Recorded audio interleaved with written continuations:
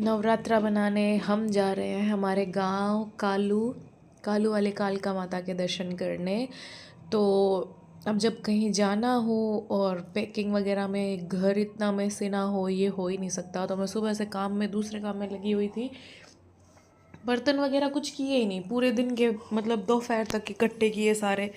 तो बस अब मैं आपको दिखा रही थी कि घर देखो कितना भी खराब है, और जाने से पहले मेरे को इसको पूरा क्लीन करना ज़रूरी है, क्योंकि हम लोग जा रहे हैं पूरे एक हफ्ते के लिए। तो ऐसे बिखरे हुए तो नहीं छोड़ सकती। तो मैंने सारे बर्तन क्लीन करके फिर जो किचन जो डस्टिंग के कपड़े थे और सब्जियों वगैरह के नीचे लगा के रखती हूँ फ्रिज में, और वो सारे मैंने निकाल लिए, और स्लैब वाला और सारे साफ करके मैंने सब सुखाने छोड़ दिए। वो पीछे से सूखते रहेंगे अंदर, उसमें कोई दिक्कत नहीं है।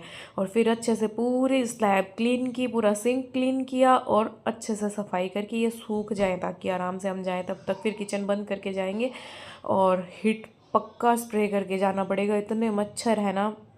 ये मेरी ननद के लिए मैंने डिनर सेट मंगवाया था।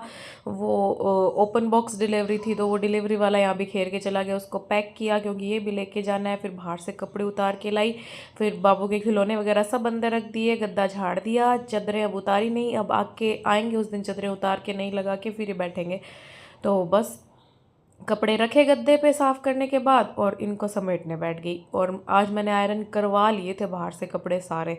तो बस इनको किया, इतने में इनका कॉल आ गया। ये बाहर गया हुआ था, तब मैं फटाफट काम कर रही थी। और ये देखो वैसे ही डॉन बना फिरता, और ऊपर से कट और लगवा के आया है। फिर आयरन वाले कपड़े मैंने सारे सेट किए, मैंने बोल रही थी ना आज आयरन करवा लिए थे, तो बस वही सारे लगाए अलमीरा में, और दीपक के जो डालने थे वो मैंने निकाल लिए।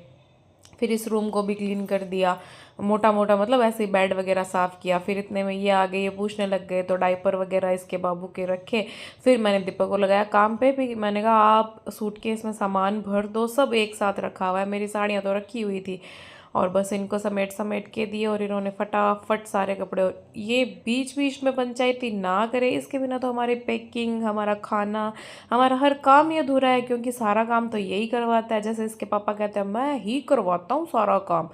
और फिर देखो मुझे याद आया कि मेरा थोबड़ा देखो, थोड़ा सा कहीं भी जाने से पहले इस पे मोटे मोटे पिंपल्स ना हो। अरे ये हो ही नहीं सकता यार, इतनी मतलब मेहरबानी कैसे हो सकती है इन पिंपल्स की मुझ पे। तो बस फिर इनको थोड़ा सा, और इनको ठंडा करने के लिए, इनको हील करने के लिए बस चंदन और मुल्तानी मिट्टी लगाई। और हाँ, ओवरऑल ओके ओके लग रही हूँ, बस ठीक है।